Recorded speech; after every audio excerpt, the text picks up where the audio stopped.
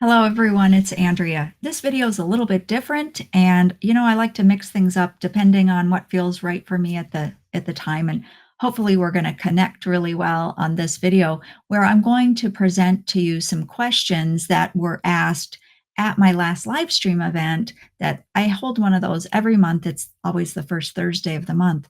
And the second half about is ask me anything. And so the participants there, the people that have showed up live, ask questions. And you know what? We don't get to all of the questions. And this last time, I had the idea of saying, you know what? Why don't we answer those questions? Because if they have these questions, I bet more people would like to know the answers. So we're bringing those questions that didn't get answered in the live event right here to this video. So I hope that you'll stick around and we'll see what kind of questions we have left over. Let's go ahead and dive in here. The first question that we had was from Empress Reborn. She asks, I have been doing Reiki, but as far as I can tell, I have no guides. Is this a bad thing? How can I get how can I get my guides, if I have any, to show themselves? Well, that's a really great question. And the first thing I want to say is, tuning into guides can be challenging for some people.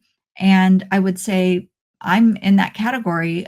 Years ago, they weren't really um, obvious to me. And in the early days of Reiki, I was actually more interested in seeing the guides of the person I was offering Reiki to.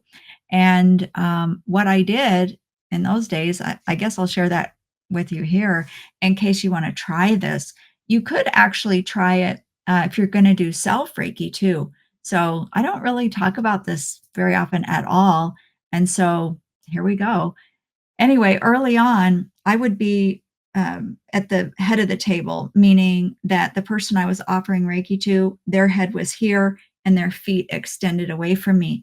And at the beginning of the session, when I was calling in the Reiki and beginning to channel it, I would close my eyes.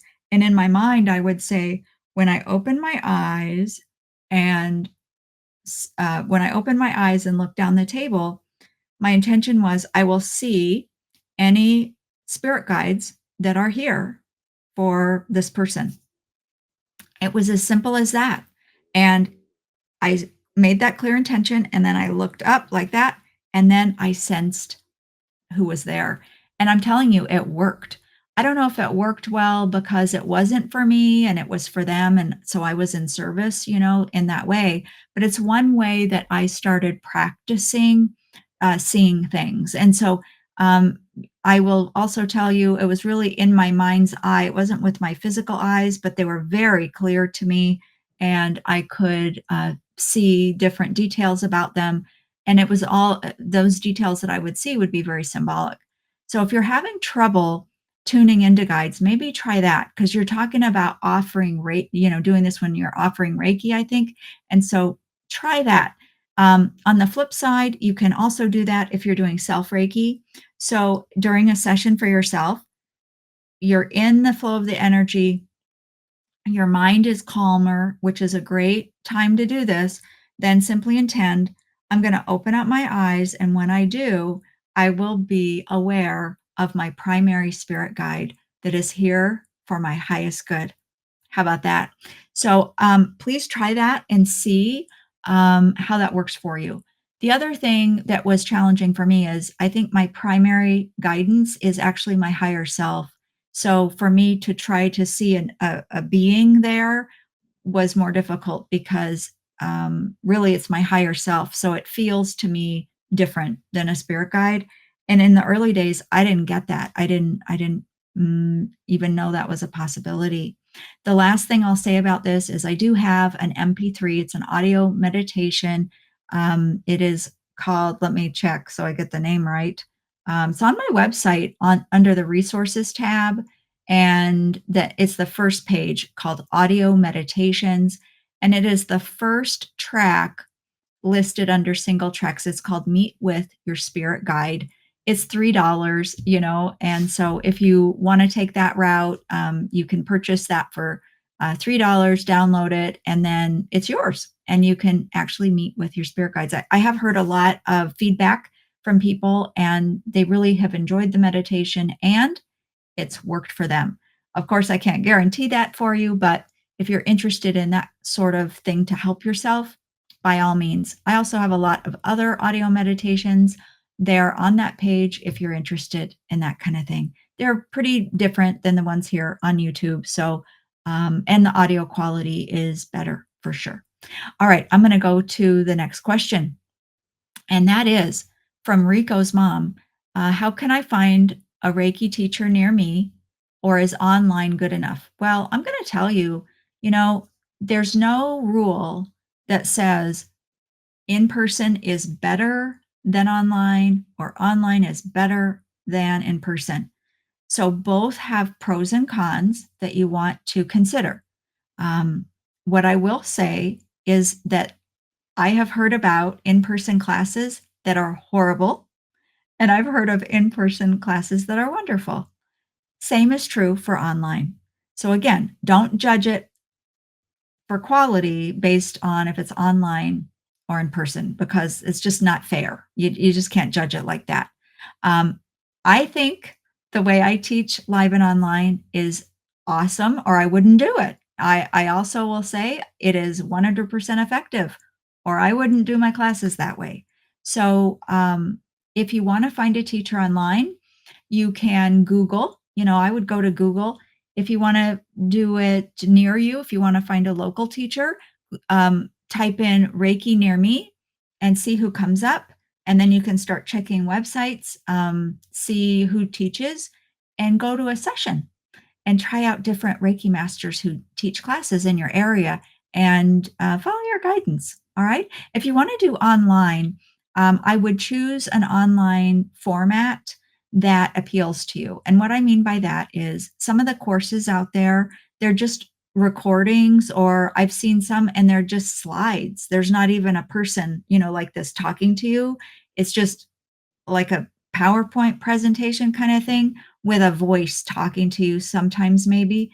And so you never get any interaction with your Reiki master teacher.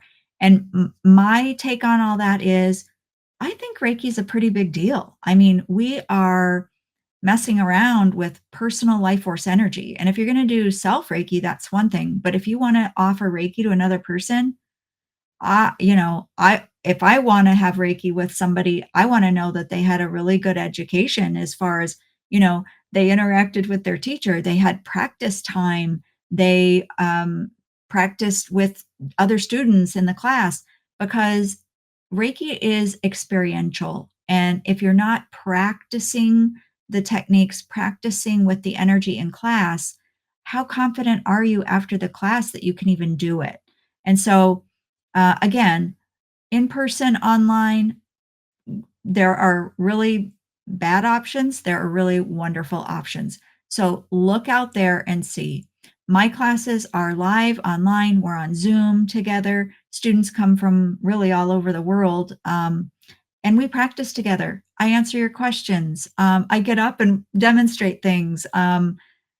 It's I think a really super good class. And again, I say that because I wouldn't teach that way if it was anything less than what I think is the utmost quality. My goal in my classes is after you're done with the class with me, I want you to feel confident in leaving the class and actually using Reiki. Do you know how many people I have heard that said, "Well, I took a Reiki class and, I didn't know what to do when the class ended." That's not acceptable in my perspective or from my perspective. And so, what I would say about that is really look around and follow that guidance and choose a teacher and choose online or in person, and choose a length of course that's going to give you confidence so that you can move on and elevate your practice after that. You can evolve, and you should be able to contact your teacher afterwards and ask questions. So for me, I am available to all my students over email after class, and I prioritize my student responses, I will say, but I get a lot of emails.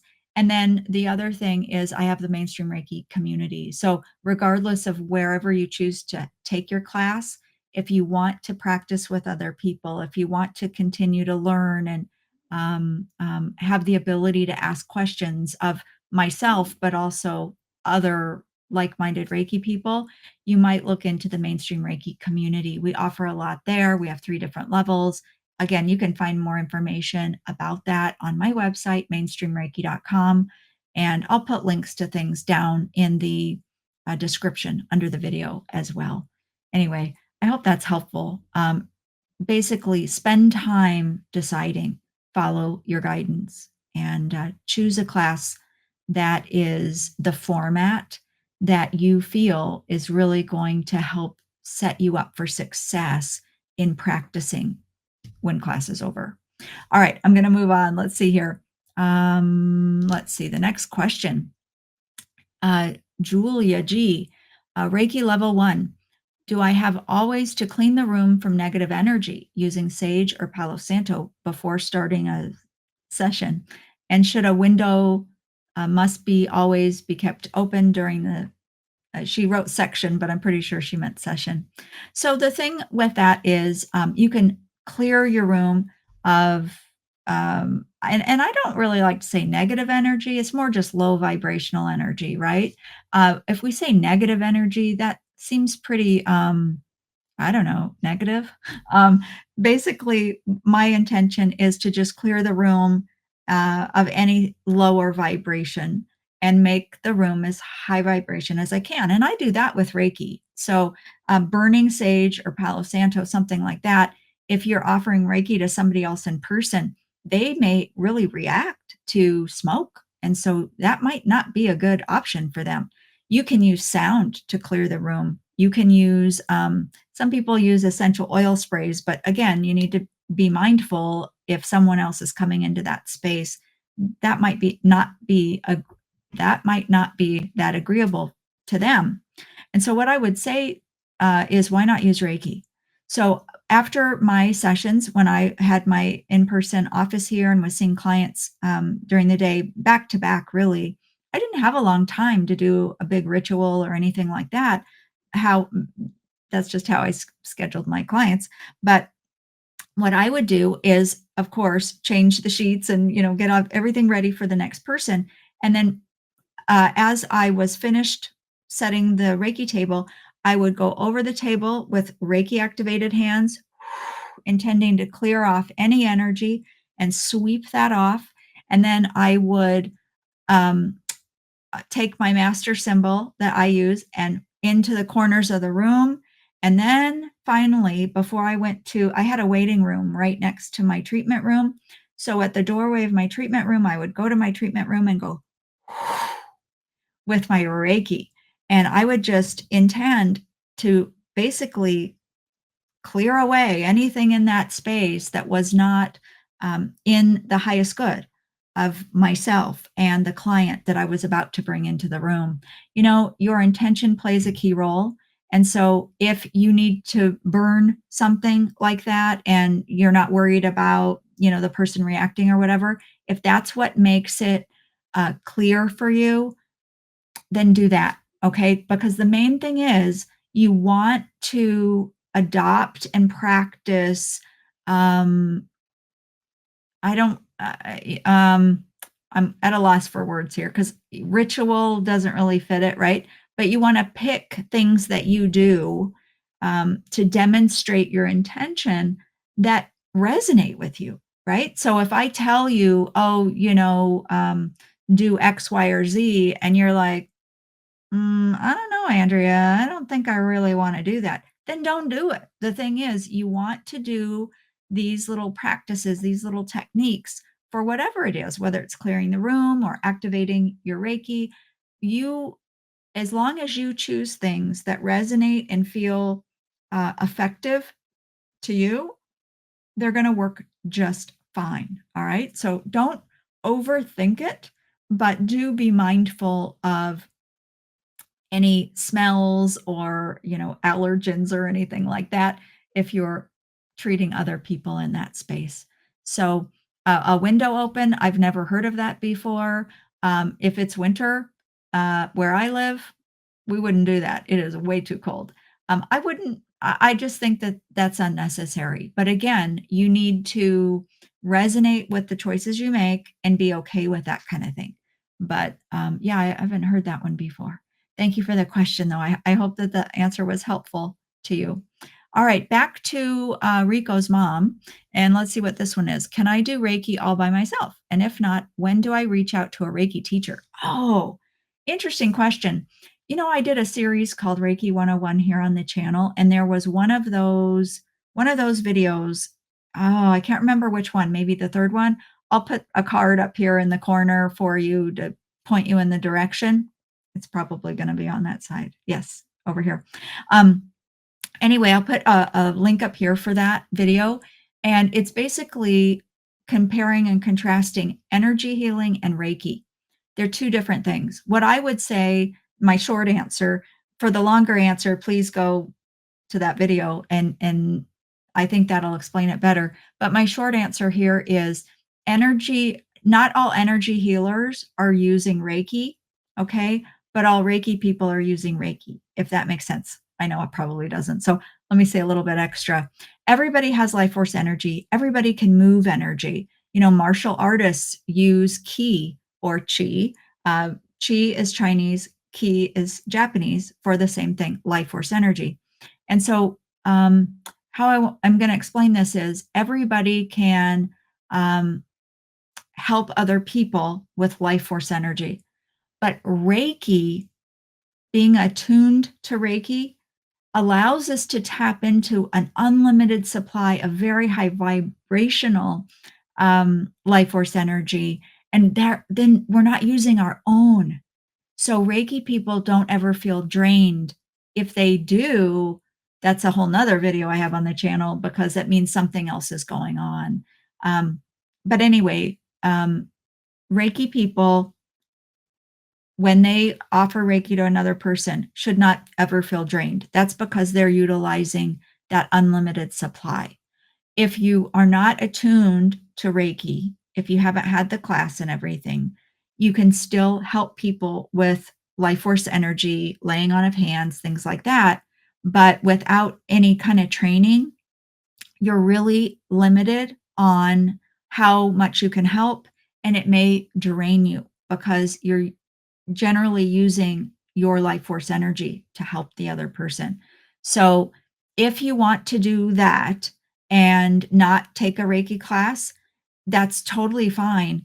Just please don't call yourself a Reiki practitioner because to say you're a Reiki practitioner implies to others that you've taken the class and had the attunements. So instead, call yourself an energy healer if you want to go that route. Or take another class. There are other classes out there that utilize energy. And so, I don't know. I hope that that's helpful. But yeah, you can check out the other video also if you like. Reiki's just different. You just don't read a book and then you can actually channel that energy, or even see the symbols out there. What people find is if they try to do that and utilize the symbols and things, they just don't they don't work very well. Not like if you take a Reiki class. And so if you do energy healing without training and then you come to a Reiki and it works pretty well, which some people really do that. But every instance I've ever known in my many years of practice and teaching, people say, "Oh, yeah, I already do healing and whatever." And then so they don't expect too much. And then they come to the Reiki class and they're like, "Whoa, oh my gosh, I didn't expect that. Everything is like way more powerful." So anyway, take that into consideration. It just depends on what your goals are and how you want to proceed. But yeah. Okay, the next one, let's see. Holly says, how important are the symbols when doing a session with a person? I guess, what if you do not feel the urge to use them at all? That often happens for me. Well, Holly, good for you that you would admit that in the chat thing, because I think it's a little bit, not very widely talked about. And what I would say is exactly what you're saying. I think you're doing great. So the thing is with symbols, of course, we teach those in class. You're attuned to those in class. The energy that is linked to each symbol, absolutely. But here's the way I look at it. At the beginning of my session, I bring through everything I'm attuned to. It's like I activate everything and bring it through. That's all the symbols, all the energy, and then I don't worry about the symbols. The rest of the time I would offer Reiki. If a symbol pops into my mind, I might intend to reactivate that. I might say the symbol name in my mind 3 times. That's just how I would do it. It doesn't mean it's right. It just means that's how I would do it. But I would say the symbol name 3 times in my mind, intending to activate that. Now, what that does is I'm still offering the entire stream of Reiki that I can bring through for the person's highest good. But if that happens and I reactivate a symbol, the way I look at that and the way I sense it is it's like I'm just turning up the volume, so to speak, or the amount of that particular frequency in the array of Reiki frequencies of energy coming through. Another way I describe it to my students is I offer the full rainbow of Reiki, all the colors, all the frequencies, everything in between the colors. It's all coming through. But then if the power symbol enters my mind, I might say the power symbol name 3 times. Maybe, in my analogy, let's just say the power symbol is red, right? So I'm still offering the full rainbow, but I reactivate that power symbol and it's like red intensifies and comes in. Why does it do that? I don't know. I could ask in the session or I could just let it go. We don't have to investigate every little thing in the session. Reiki knows what it's doing. If something enters my mind, I take that as guidance, I follow it, and then I let it go. Um, if I do a whole session and no symbols come into my mind or anything, I don't sit there and think, oh man, I should have used symbols or blah, blah, blah. I just, you know what I think? I think, oh, I guess that wasn't needed. Reiki knows what it's doing. We just need to get out of the way and don't overthink it so much. So I really appreciate the question, Holly, and I think that's great. Yeah, we can't be afraid to practice differently. As we evolve as practitioners, some of the things that we do in the early days, let's just set that aside, experiment, and see what happens and how things work for us. That's how we evolve. So if you think you don't need to do every little symbol every time, try it out. Try it out. You're not going to do anything wrong. You're still offering Reiki, right? So try it. Awesome. Okay. Let's see. Maria asked, I'm a level 2 Reiki healer, Usui method. I worked with the same teacher for both levels. Is it recommended to stay with the same teacher as I go forward toward master level, or is it okay to switch? You know what? I've had many, many Reiki teachers in my day. I mean, all over the place. And I believe that having different teachers just enriches our experience. I think we learn new things. Not every teacher is going to say what the next teacher is going to say.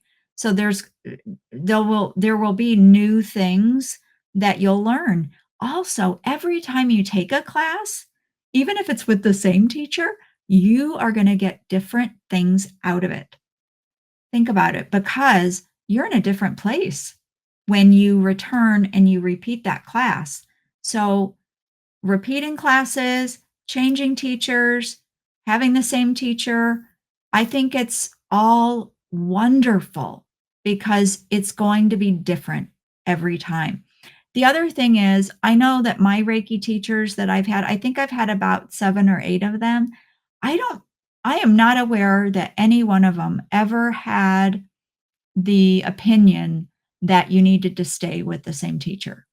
Every teacher I've ever had, and maybe that's why I have this perspective, is follow your guidance. You don't owe your Reiki teacher anything after you take the class with them.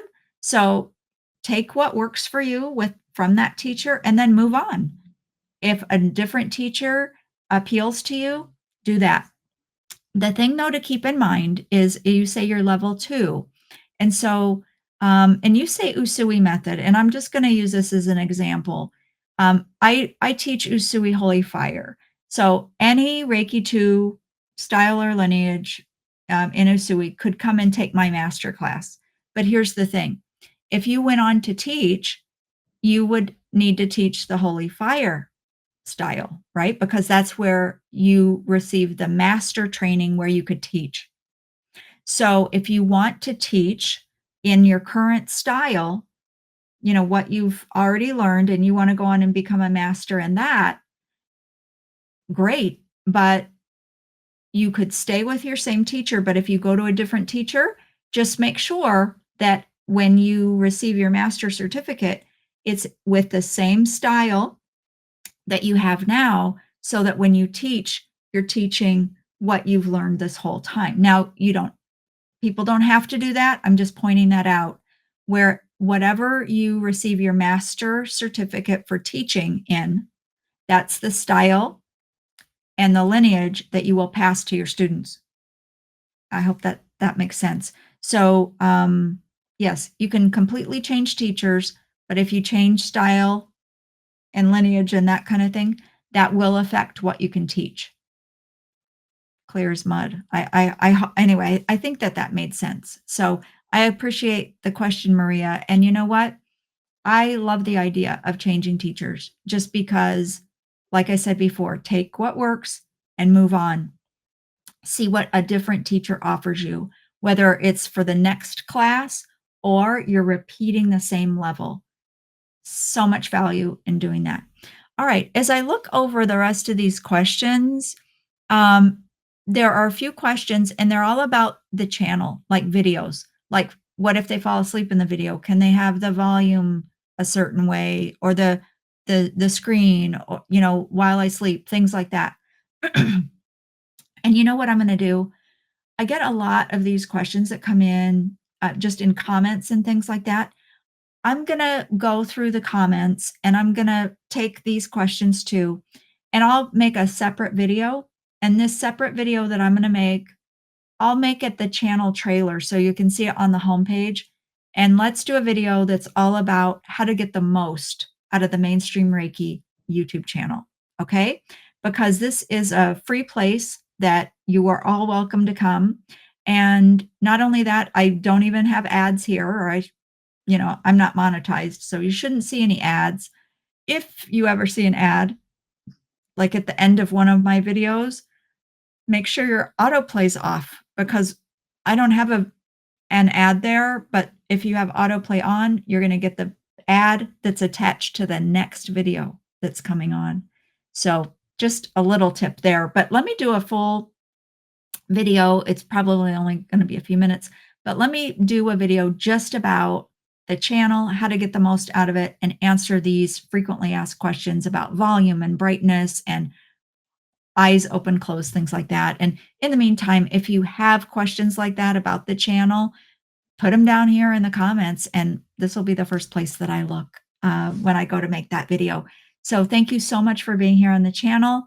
And wow, it's been an amazing ride. If you're not subscribed and you liked this video, the questions, answers, things, you know what? Do a couple of things. Subscribe, and then come to the next live stream. And if you can't make it live, I always do an edited replay and it comes out the next day. That's the first Friday of the month. Well, no, it's the day after the first Thursday.